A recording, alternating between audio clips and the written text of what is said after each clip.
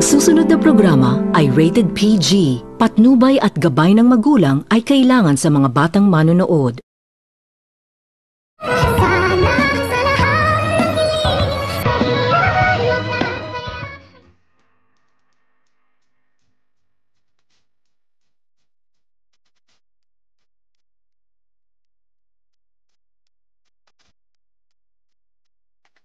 Pagkatapos nitong ilabas ang sama ng loob ni Don Pepe sa mag-ina na itong si Zoe at itong si Moira na nasa kulungan, ay dito agad naman din itong kinausap ni Giselle ang kanyang ama na kailangan na umano itong umalis upang hindi umano tataas ang kanyang presyon. Baka susumpungin na naman umano ito sa kanyang sakit, kung kaya't agad naman din itong pinapakinggan ni Don Pepe ang mga sinasabi ng kanyang anak na itong si Giselle, at dito agad naman din itong pinakikiusapan ni Giselle itong si Dr. Ray na iuwi na umano nito ni Dr. Ray ang kanyang ama sa kadahilanan na agad naman din itong kinausap ni Dr. Ray itong si Don Pepe, at dito agad naman din itong sumunod itong si Don Pepe kay Dr. Ray at umalis na itong dalawa sa presinto. At nang pagkaalis ng dalawa sa presinto ay nagpaiwan itong si Giselle dahil gusto pa umano nitong kakausapin ni Giselle itong mag-ina, at dito nang si Giselle nang mag-isa sa kulungan ay hindi naman din ito napigilan ni Giselle ang kanyang sarili, at agad naman din itong pinagsabihan ni Giselle itong dalawang mag-ina itong si Zoe at itong si Moira na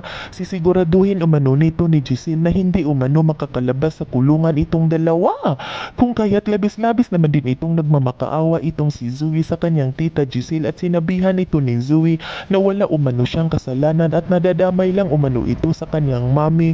Ngunit hindi nito pinapakinggan ni Giselle itong si Zoe dahil kasabwat umano ito ng kanyang mami at ginusto rin umano nito ni Zoe na tulungan ang kanyang mami, kung kaya't kasalanan rin umano nito ni Zoe kung bakit makasama umano ito sa kulungan sa kanyang mami. At dito hindi naman din ito nagpapatalo itong si Moira kay Giselle, at agad naman din itong inaway ni Moira itong si Giselle at pinagsabihan na hindi umano ito magtatagumpay si Giselle na ipapakulong silang dalawa dahil wala naman umano itong sapat na ebidensya itong si Giselle na magdidiin kay Moira at kay Zoe na silang dalawa umano ang may kasalanan sa pagkawala ng kanyang ama. At dito agad naman din itong pinagsabihan ni Giselle itong si Moira na hindi na umano ito makakalusot pa dahil nakuha umano sa mga pulis ang number ni Moira na kasabwat umano ito ni Balahadja, at nalaman din umano nito ni Ubing pagkatapos umano nitong tawagan ni Ubing ay nakaregistered na ang number sa kanyang cellphone at nakapangalan ito ni Moira, kung kaya't hindi na umano ito makakalusot pa si Moira. At inulit na naman nito ni Giselle na sisiguraduhin umano nito ni Giselle na hindi umano ito makakalabas sa kulungan itong mag-ina at mabubulok umano ito kailanman. Yan ay ating aabangan sa susunod pa na pangyayari